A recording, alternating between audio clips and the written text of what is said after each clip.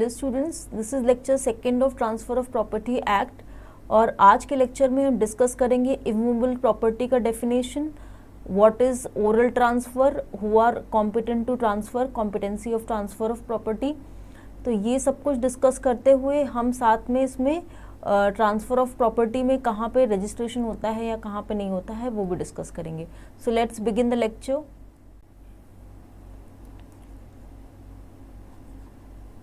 Transfer of property act में अगर हम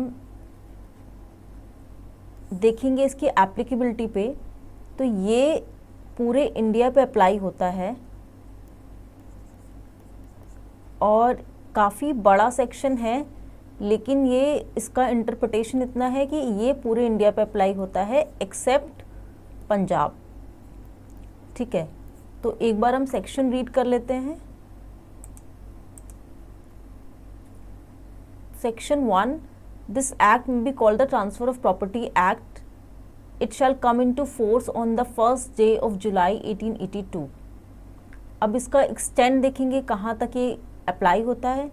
It extends in the first instance to the whole of India except the territories which immediately before the 1st November 1956 were comprised in Part B states or in the states of Bombay, Punjab and Delhi. But this act or any part thereof may by notification in the official gazette be extended to the whole or any part of the said territories by the state government concerned. And any state government may from time to time by notification in the official gazette exempt either retrospectively or prospectively any part of the territories administered by such state government from all or any of the following provisions, namely section 54, paragraph 2 and 3, 59, 107 and 123. Notwithstanding anything in the foregoing part of the section 54, paragraph 2 and 3, section 59, section 107 and 123 shall not extend or be extended to any district or tract of any country for the time being excluded from the operation of the Indian Registration Act 1908 under the power conferred by the first section of that act or otherwise. It is applicable to the whole of India except Punjab. तो इसका जो interpretation है part B states में बॉम्बे और दिल्ली यहाँ पे apply होता है। अभी जो इस वक्त का लॉ है that is transfer of property act is applicable in the whole of India except Punjab. इसके अलावा हम देखेंगे कि कुछ प्रोविजंस जहाँ पे ट्रांसफ़र ऑफ प्रॉपर्टी एक्ट नहीं लगता है, तो हमने सेकेंड पार्ट जो रीड करा है that notwithstanding anything in the foregoing part of this section 54 paragraph 2 and 3, section 59, 107 and 123। तो ये सेल्स के प्रोविज़न है, मॉर्टगेज के और यहाँ पे गिफ्ट का। तो ये कुछ पर्टिकुलर प्रोविजंस हैं जहाँ पे कुछ टाइम इंडियन रजिस्ट्रेशन एक्ट को एक्सक्लूड करा गया है। तो यहाँ पे इंडियन रजिस्ट्रेशन एक्ट को एक्सक्लूड किया हुआ है। उसके अलावा इसकी एप्लीकेबिलिटी पे बोलेंगे तो ये पंजाब में एप्लीकेबल नहीं है। तो ये प्रीलिमिनरी में जब क्वेश्चन आएगा तो हमें पता होना चाहिए कि पंजाब में इट इज़ नॉट एप्लीकेबल। वहाँ पे पंजाब की अगर बात करें तो वहाँ पे rule of justice, equity and good conscious ये रूल्स अप्लाई होते हैं। टीपी अप्लाई नहीं होता है। और इसकी जो कमेंसमेंट डेट है that is 1 July 1882। So this is very important. ये सेक्शन 1 में आपको बाद में इसलिए डिस्कस कर रही हूँ बिकॉज ट्रांसफ़र ऑफ प्रॉपर्टी एक तरीके से अगर हम उसको एलिनेशन पॉइंट ऑफ व्यू से कि कौन सी प्रॉपर्टी ट्रांसफ़र हो सकती है नहीं हो सकती, वो अगर हम पहले डिस्कस नहीं करें तो ये मोनोटोनस हो जाता है। इसीलिए जो थोड़ा सा इसका स्टैग्नेंट पार्ट है वो अकॉर्डिंगली हम इस तरीके से डिस्कस करेंगे। अब डेफिनेशन की बारी आती है इंटरप्रिटेशन क्लॉज में। तो यहाँ पे जो इम्पॉर्टेंट अभी के लिए हमारे लिए जानना है that is definition of immovable property. तो इमूवेबल प्रॉपर्टी अगर सेक्शन 3 में हम देखते हैं तो वहाँ पे बस इतना लिखा है that it does not include standing timber, growing crops और ग्रास। इसका मतलब इमूवेबल प्रॉपर्टी वो है जो कि स्टैंडिंग टिम्बर, ग्रोइंग क्रॉप्स और ग्रास नहीं है। तो स्टैंडिंग टिम्बर, ग्रोइंग क्रॉप्स और ग्रास क्या है, ये मूवेबल प्रॉपर्टी है। और इमूवेबल प्रॉपर्टी वो है जो कि इनमें से नहीं है। तो इतना ही दिया है और एक प्रॉपर डेफिनेशन की ज़रूरत है। तो इसीलिए section 4 of the general clauses act 1897 यहाँ से इंटरप्रेट करते हैं हम इमूवेबल प्रॉपर्टी के डेफिनेशन को। तो वहाँ पे दिया है section 4 of general clauses act में कि इमूवेबल प्रॉपर्टी का मतलब है लैंड, और लैंड का मतलब है सरफेस ऑफ द अर्थ, यानी लैंड के ऊपर जो है, लैंड के नीचे जो है, और सरफेस पे जो है। तो लैंड मतलब अगर इमूवेबल प्रॉपर्टी के डेफिनेशन में बात हो रही है लैंड की,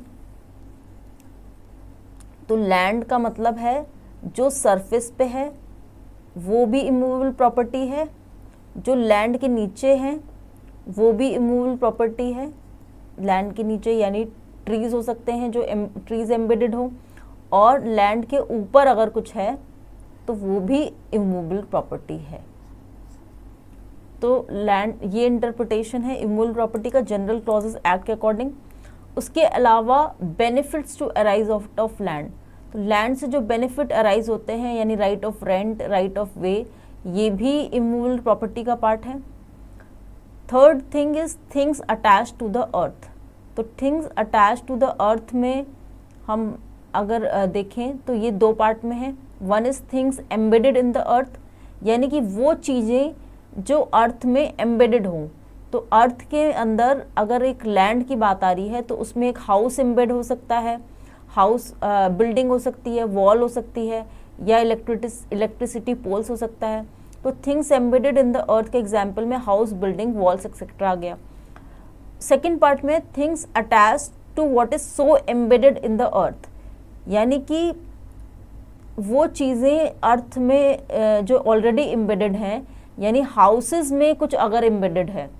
तो अगर ये हो गया लैंड, कि इमूवेबल प्रॉपर्टी का डेफिनेशन काफ़ी वाइड है, तो ये हो गई हमारी, पहले ये हो गया लैंड। अब इस लैंड पे अगर हम हाउस बनवा रहे हैं तो ये जो हाउस है ये भी इमूवेबल प्रॉपर्टी हो गया, ठीक है, because this is a thing embedded in the earth. अब थर्ड पार्ट में things embedded to what is so embedded in the earth, यानी कि इस हाउस में भी कुछ एम्बेड होगा, कुछ हाउस में भी कुछ अटैच होगा। तो हाउस तो खाली तो होता नहीं है, उसमें डोर होगा, विंडो होगा, ठीक है। तो विंडो, डोर, शटर, ये इसके एग्जाम्पल्स हो गए। तो काफ़ी ब्रॉड डेफिनेशन है। फिर जब benefits to arise out of land हमने बोला है, तो अगर ये लैंड है तो इससे जो राइट ऑफ वे जा रहा है वो बेनिफिट है जो कि लैंड से अराइज होता है, या राइट टू रेंट। तो ये सब कुछ भी इमूवेबल प्रॉपर्टी का पार्ट है।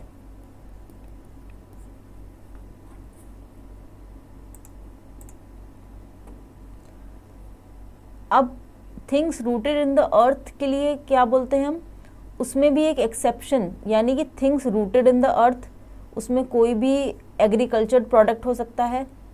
थिंग्स रूटेड इन द अर्थ, यहाँ पे suppose this is a land immovable property का डेफिनेशन में इंक्लूड है। सो suppose this is a agricultural land. तो अगर ये एग्रीकल्चरल लैंड है तो यहाँ पे जो भी अटैच है, जो भी एग्रीकल्चरल प्रोड्यूस होगा जो कि अभी लैंड में ही है, तो वो भी इमूवेबल प्रॉपर्टी का पार्ट है। लेकिन इसके एक्सेप्शन रखे गए हैं। यहाँ पे जो ग्रास ग्रो हो रही है, या क्रॉप्स ग्रो हो रही हैं, या फिर स्टैंडिंग टिम्बर, तो ये तीनों चीज़ें इमूवेबल प्रॉपर्टी का पार्ट नहीं है। ये तीनों चीज़ें मूवेबल प्रॉपर्टी का पार्ट है, अदरवाइज ये इमूवेबल प्रॉपर्टी है। अब इमूवेबल प्रॉपर्टी के एग्जाम्पल में मैंने आपको बताया right of way immovable property का एग्जाम्पल है, as a beneficial interest arising out of land. उसके अलावा ईजमेंट भी एक बेनिफिट होता है जो कि लैंड से अराइज होता है। तो अगर आपकी ये प्रॉपर्टी है और दूसरे की प्रॉपर्टी बगल में है, अब वहाँ से अगर वो कंस्ट्रक्शन करवा लें अपना एक और फ्लोर, और आपका राइट टू लाइट अगर डिस्टर्ब हो रहा है, तो अगर राइट टू लाइट डिस्टर्ब हो रहा है, so this is a easement right, this is benefit arising out of land. तो एग्जाम्पल में राइट ऑफ ईजमेंट भी आएगा। उसके अलावा राइट अंडर लीज एंड और tenancy, right to extract coal या अदर मिनरल्स जिसमें गोल्ड और सिल्वर भी आ गया। तो अगर कोई लैंड है और उस लैंड के ऊपर राइट है कि आप माइनिंग कर सकते हैं, तो आप अगर if you have a right to extract coal या और भी कोई मिनरल्स, तो आप माइनिंग कर सकते हैं। ये अगर राइट है तो that is also part of immovable property. Again अगर लैंड है उस पर अगर आपका ये राइट है कि वहाँ से आप फिश को कैच कर लें, या कोई पॉन्ड है पर्टिकुलर, वहाँ से आप फिश को कैच करें, एक लैंड के ऊपर एक पॉन्ड है और वहाँ पे आपके पास राइट ऑफ फिशरी है, so this is also part of immovable property. Very important, mortgage debt, यानी कि अगर कोई लोन सिक्योर हुआ है by mortgaging an immovable property. So suppose this is the house, this is your house, this is the house of a, और इस land को अगर मॉर्टगेज कर दिया गया है तो ये लैंड हो गई सिक्योरिटी, ये लैंड सिक्योरिटी हो गई। तो मॉर्टगेज डेट भी जो है वो भी इमूवेबल प्रॉपर्टी का पार्ट है, और इस मॉर्टगेज डेट को डेट पे करने के बाद में जो इक्विटी ऑफ रिडेम्पशन होता है that is also part of immovable property. अब हम आते हैं मूवेबल प्रॉपर्टी के डेफिनेशन में। तो मूवेबल प्रॉपर्टी का डेफिनेशन बहुत सिंपल है, यहाँ पे बस ये है कि हर वो प्रॉपर्टी मूवेबल है जो कि इमूवेबल नहीं है, यानी कि मूवेबल प्रॉपर्टी भी सेक्शन 3 में डिफाइन है, सेक्शन 3 में डिफाइन करा गया है इसको। तो section 3 says, section 3 of the act says it excludes standing timber, growing crops, growing grass and crops from the definition of immovable property. तो मैंने आपको पहले ही बताया है कि इमूवेबल प्रॉपर्टी में things rooted in the earth, things rooted in the earth, this is also immovable property. ठीक है, ये भी इमूवेबल प्रॉपर्टी है, लेकिन इसमें स्टैंडिंग टिम्बर, ग्रोइंग ग्रास या क्रॉप्स, ग्रोइंग क्रॉप्स, ये एक्सक्लूडेड है। और ये एक्सक्लूडेड है मतलब ये आ गया डेफिनेशन में मूवेबल प्रॉपर्टी की। तो standing timber, growing crops, grass, ये आ जाता है मूवेबल प्रॉपर्टी के डेफिनेशन में। तो मूवेबल प्रॉपर्टी वो प्रॉपर्टी है जो कि इमूवेबल प्रॉपर्टी नहीं है, प्लस स्टैंडिंग टिम्बर,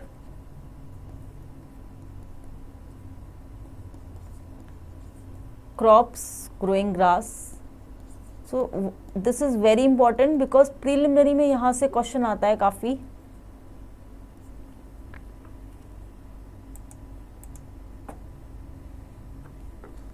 तो जनरल क्लॉजेस एक्ट 1897 के अकॉर्डिंग अगर हम देखें तो यहाँ पे भी मूवेबल प्रॉपर्टी को डिफाइन करा है as a property of every description except immovable property, यानी मूवेबल प्रॉपर्टी वो है जो कि इमूवेबल प्रॉपर्टी नहीं है। तो सिंपल है मूवेबल प्रॉपर्टी। अब हम आते हैं सेक्शन 7 पे। तो सेक्शन 7 बात करता है कॉम्पिटेंसी टू ट्रांसफ़र। हमेशा आपसे डिस्कस किया हुआ है कि कॉम्पिटेंसी का मतलब जहाँ पे भी आता है उसका मतलब होता है age of majority and soundness of mind. और एज ऑफ मेजॉरिटी और साउंडनेस ऑफ माइंड जहाँ पे भी आता है वहाँ पे आपको इंडियन कॉन्ट्रैक्ट एक्ट से कंपेयर करना है। ये वही एज ऑफ मेजॉरिटी है जो कि इंडियन कॉन्ट्रैक्ट एक्ट में दिया है, और वही साउंडनेस ऑफ माइंड है जो कि इंडियन कॉन्ट्रैक्ट एक्ट में पड़ा है। तो पर्सन्स कॉम्पिटेंट टू ट्रांसफ़र, इसका सेक्शन हम एक बार रीड कर लेते हैं फिर डिस्कस करेंगे। Every person competent to contract and entitled to transferable property or authorized to dispose of transferable property not his own is competent to transfer such property either wholly or in part and either absolutely or conditionally in the circumstances to the extent and in the manner allowed and prescribed by any law for the time being in force। तो यानी कि section 7 में जो transferable property की competency की बात है, तो यहाँ पे हर वो इंसान प्रॉपर्टी को ट्रांसफ़र कर सकता है जो कि इंटाइटल है। इंटाइटल का मतलब ये है, सबसे पहली बात, अगर इंटाइटल की बात हो रही है तो इंटाइटल का मतलब ये है कि उस पर्सन के पास में टाइटल ऑफ द प्रॉपर्टी हो।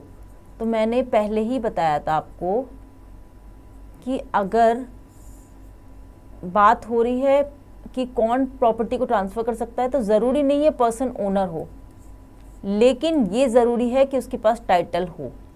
तो टाइटल होने का मतलब ये है कि जो ओनर है उसके पास तो टाइटल होगा, उसके अलावा वो किसी को ऑथराइज भी कर सकता है। He can authorise anyone to make transfer. तो ये जो ऑथराइज पर्सन है, he is competent to transfer the property. और इसका मतलब ये है कि जब भी आपसे क्वेश्चन पूछा जाएगा कि who is entitle to transfer, तो यहाँ पे आपको बताना है कि the person who has the title of the property और हिज ऑथराइज्ड और एनी ऑथराइज पर्सन। तो किसी को आपको अथॉरिटी देनी पड़ेगी, तभी वो प्रॉपर्टी को ट्रांसफ़र कर सकता है। तो कॉम्पिटेंसी टू ट्रांसफ़र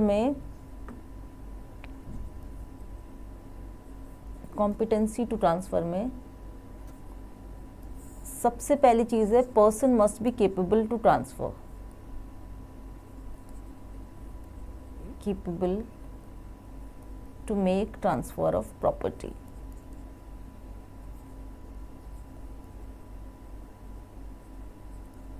तो ये सबसे इम्पॉर्टेंट है।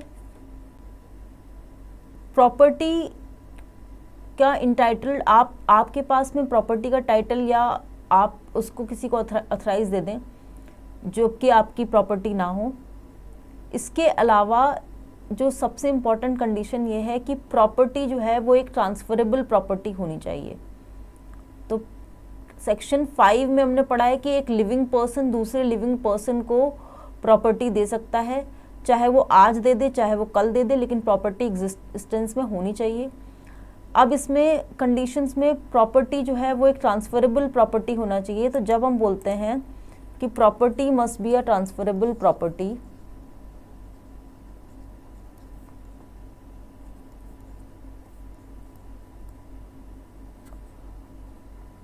तो हमने ऑलरेडी सेक्शन 6 पढ़ा है, उसमें दिया है व्हाट मे बी ट्रांसफर्ड।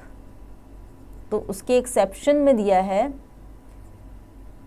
कि हम ईजमेंट ट्रांसफ़र नहीं कर सकते हैं। मैं एग्जाम्पल में आपको इसमें स्टार्टिंग में दिया है स्पेस सेक्शनीज, 6A में दिया है स्पेस सेक्शनीज, फिर बाद में ईजमेंट, मेयर राइट टू सू। तो काफ़ी सारे एग्जाम्पल्स हैं आपके पास ऑलरेडी। तो इसका मतलब ये है ये सब चीज़ों को ट्रांसफ़र नहीं कराया जा सकता है, इनका ट्रांसफ़र नहीं होगा। तो ये मतलब ये है कि these are not a transferable property. So property must be a transferable property. That means कि हमें एक्सक्लूड करना होगा उस प्रॉपर्टी को जो कि ट्रांसफरेबल प्रॉपर्टी नहीं है। तो सेक्शन 6 बताता है कि कौन सी प्रॉपर्टी ट्रांसफरेबल नहीं है by way of giving exception. तो ये बताता है कि कौन सी प्रॉपर्टी ट्रांसफरेबल है कि नहीं। सेक्शन 6A से G तक हमने देखा है। तो स्टाइपेंड भी स्टाइपेंड है, पब्लिक ऑफिस है, इसमें बहुत सारे एग्जाम्पल्स हैं, ठीक है। तो उसको हमें लेके चलना है जब हम इसका आंसर लिखेंगे कॉम्पिटेंसी टू ट्रांसफ़र में। तो यहाँ पे ये सब चीज़ों को ट्रांसफ़र नहीं कराया जा सकता है। अब बात आती है ट्रांसफ़रर की कॉम्पिटेंसी की। तो मैंने आपको ऑलरेडी बताया कि अगर हम बोल रहे हैं transferor must be competent,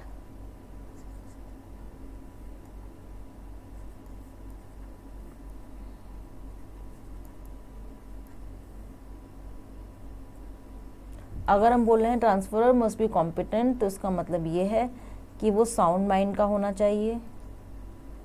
sound mind का उसी तरीके से जैसे इंडियन कॉन्ट्रैक्ट एक्ट में दिया है। देन वो एज ऑफ मेजॉरिटी का होना चाहिए,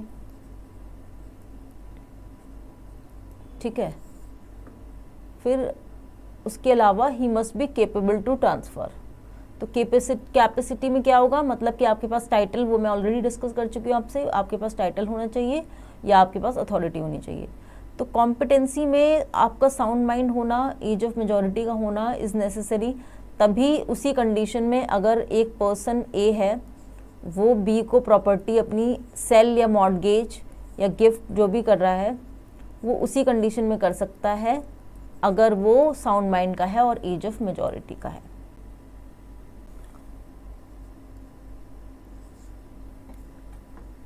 फिर बात आती है ट्रांसफरी की कॉम्पिटेंसी की। तो transferee must also be competent, लेकिन यहाँ पे एक डिफरेंस है, ट्रांसफरर और ट्रांसफरी की कॉम्पिटेंसी में डिफरेंस है, तो इसको हम कंपेयर कर लेते हैं।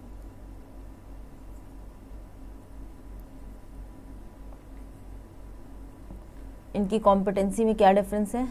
तो ट्रांसफरर होना चाहिए एज ऑफ मेजॉरिटी का,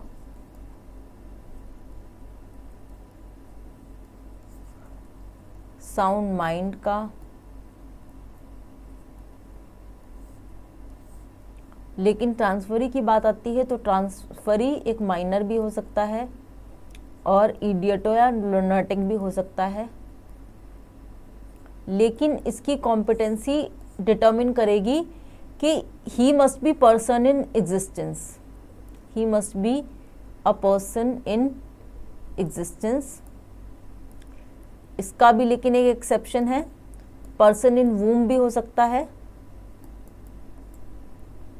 पर्सन इन वूम, मदर्स वूम, तो मदर के वूम में अगर बच्चा है तो वो भी ट्रांसफरी हो सकता है, but he must be born alive. इसका मतलब ये है कि अगर ए प्रॉपर्टी ट्रांसफ़र करना चाह रहा है बी को, तो ए हो गया यहाँ पे ट्रांसफरर और बी हो गया ट्रांसफरी।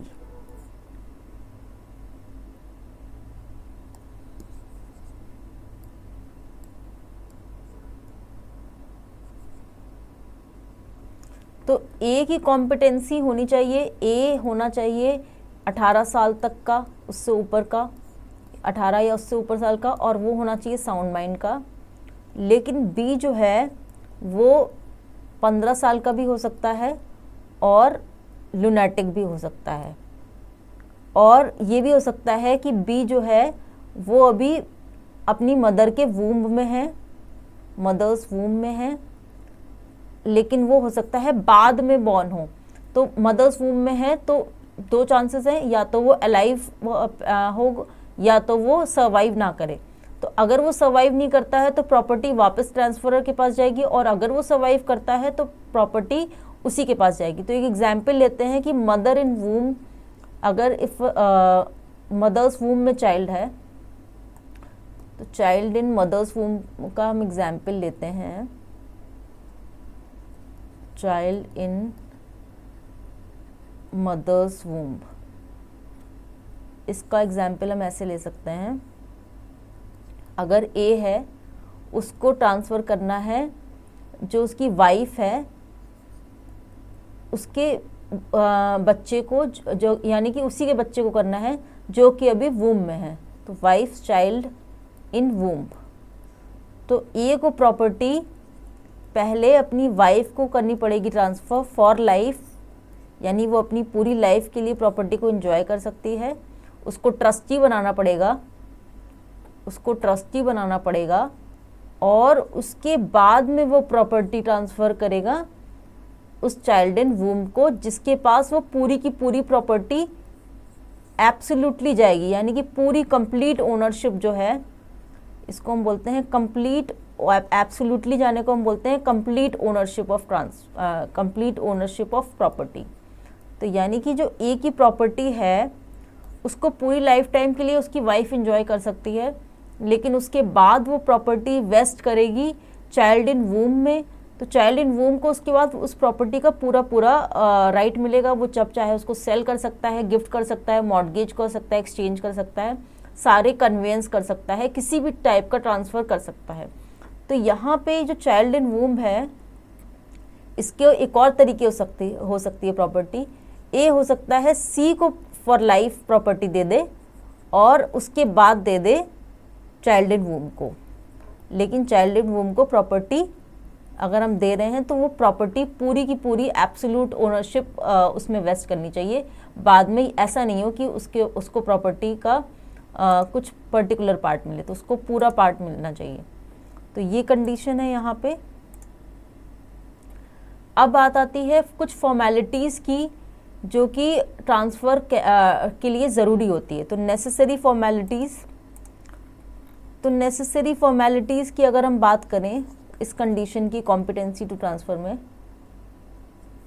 तो फॉर्मेलिटीज़ जैसे कि अगर सेल है तो यहाँ पे अगर 100 रुपीज़ से ऊपर की कोई सेल है इमूवेबल प्रॉपर्टी का, तो उसके लिए रजिस्ट्रेशन इज़ इम्पॉर्टेंट, रजिस्ट्रेशन करवाना पड़ेगा, कंपलसरी है according to Indian registration act.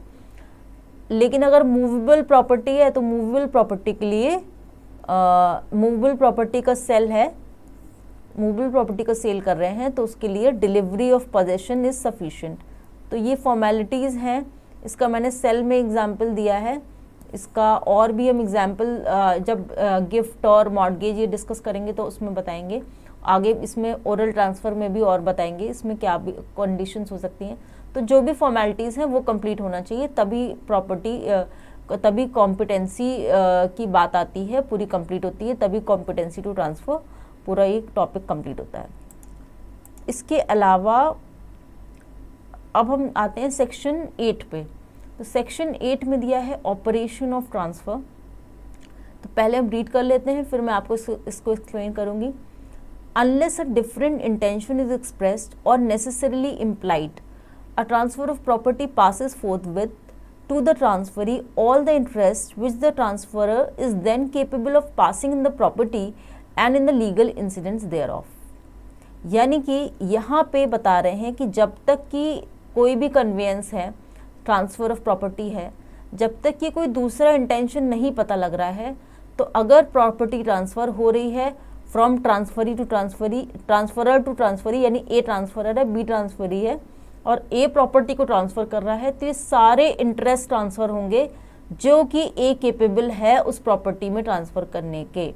यानी ए अगर एक हाउस को सेल कर रहा है तो उस हाउस में अगर राइट ऑफ वे है कोई, या उस हाउस में सिंपल सा हाउस अगर आप पूरा सेल कर रहे हैं तो उसमें राइट टू रेंट होता है, तो रेंट रिसीव करने का राइट, जितने भी इंसिडेंट होते हैं उस प्रॉपर्टी के जो कि ए के हक में हों, A is capable of passing the property. इसका हम डिटेल में एग्जाम्पल अगर लें तो इसका मतलब ये है,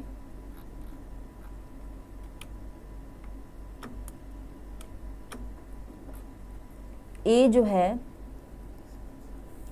वो बी को प्रॉपर्टी, एक लैंड है, एक हाउस है, दिस इज़ अ हाउस, और ये हाउस वो बी को ट्रांसफ़र कर रहा है। तो जब ये हाउस बी को ट्रांसफ़र कर रहा है तो यहाँ पे वो उसमें सारे ही राइट्स, यानी राइट टू रिसीव रेंट, ठीक है, अगर आप ओनरशिप ट्रांसफ़र कर रहे हो, this is a sale transaction, और अगर आप ओनरशिप ट्रांसफ़र कर रहे हो तो राइट टू रिसीव रेंट भी होगा इसमें। फिर अगर यहाँ से कोई रास्ता जा रहा हो बाहर की तरफ तो राइट टू वे भी होगा। तो जितने भी, इसको हम बोलते हैं इंसिडेंट्स ऑफ ओनरशिप या इंसिडेंट्स ऑफ ट्रांसफ़र। तो जितने भी इंसिडेंट्स हैं जो कि एंजिलरी है इस कन्वेंस से, यानी इस ट्रांसफ़र से, तो ये सारे सब कुछ पास होंगे from A to B, transferor से ट्रांसफरी में सारे सब कुछ पास होंगे। अब इसमें हम एक और एग्जाम्पल ले सकते हैं। So this is also a very good example.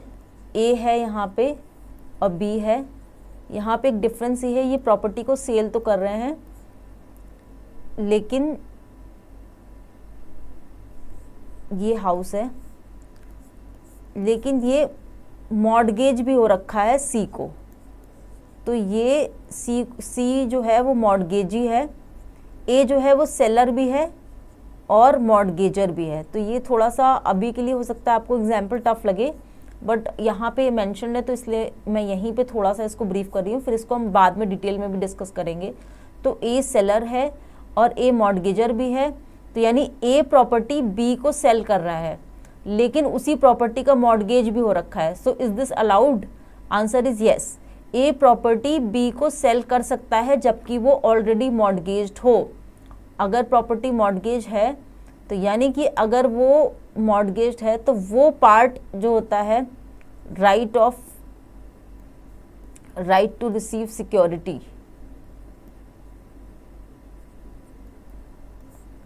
तो ये जो पार्ट है ये ए को ही मिलेगा, तो इसको छोड़ के बी के पास सारे राइट्स होंगे प्रॉपर्टी के, तो यानी इसको हम बोलते हैं इंसिडेंट्स ऑफ प्रॉपर्टी को ट्रांसफ़र करना। तो this is a example which is a little complicated अभी के लिए, बट जैसे जैसे हम आगे आएंगे तो ये सिंपल हो जाएगा।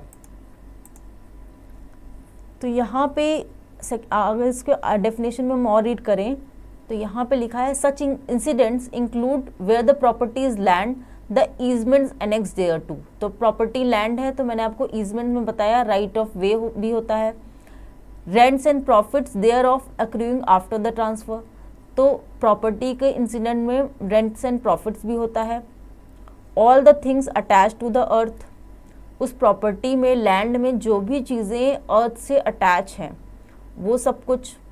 तो अर्थ से अटैच अगर हाउस और बिल्डिंग है, एक लैंड है उससे अटैच एक हाउस और बिल्डिंग है तो वो भी है। उस हाउस और बिल्डिंग में फैंस हैं, डोर है, विंडोज़ हैं तो वो भी है। And where the property is machinery attach to the earth the movable parts thereof. तो अगर प्रॉपर्टी एक ऐसी है जहाँ पे मशीनरी अटैच है तो उसके सारे मूवेबल पार्ट भी होंगे उसके साथ ट्रांसफ़र।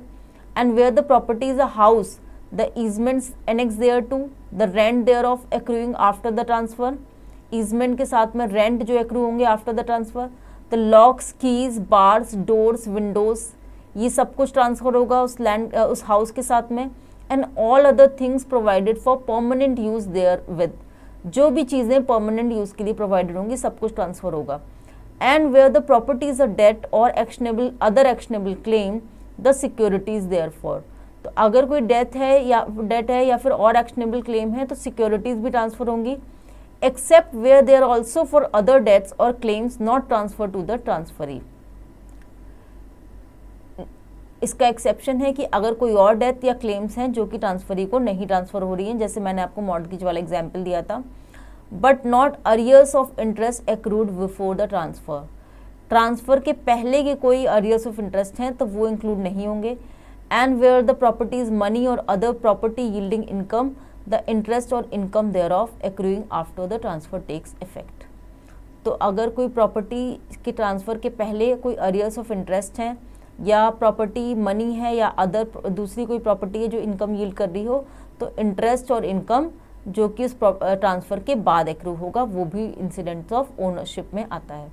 सो इससे क्वेश्चन सेक्शन 8 से बेसिकली प्रीलिमिनरी में क्वेश्चन पूछा जा सकता है कि प्रॉपर्टी अगर ट्रांसफ़र हो रही है तो उसके साथ में क्या क्या ट्रांसफ़र होता है, या इसका या सिंपली सेक्शन पूछ सकते हैं। तो this is section 8 operation of transfer, transfer का क्या ऑपरेशन होता है।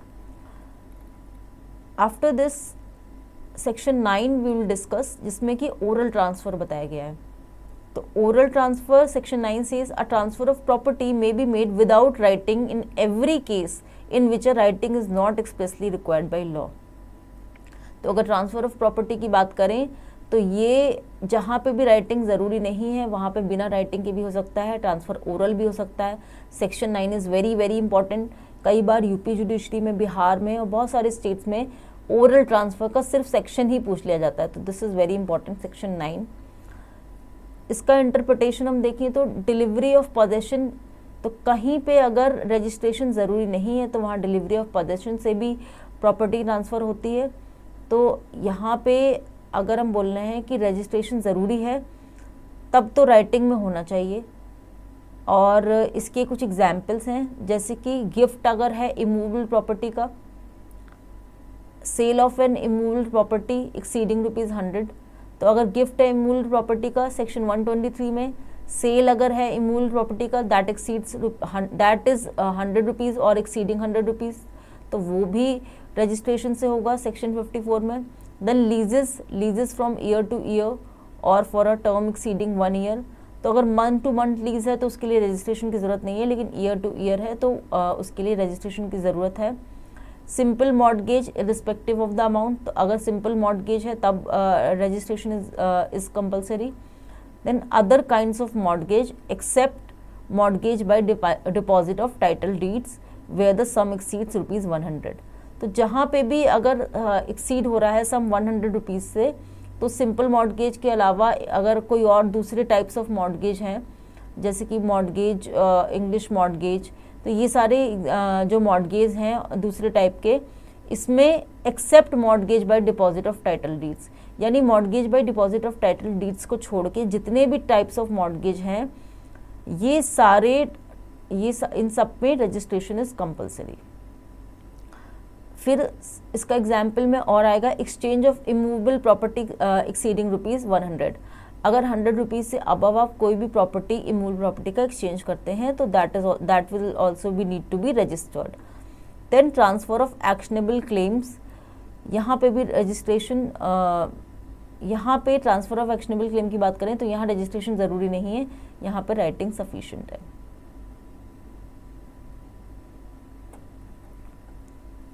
So thank you so much for watching the lecture. We will discuss in the next lecture section 10 and 11. Thank you so much.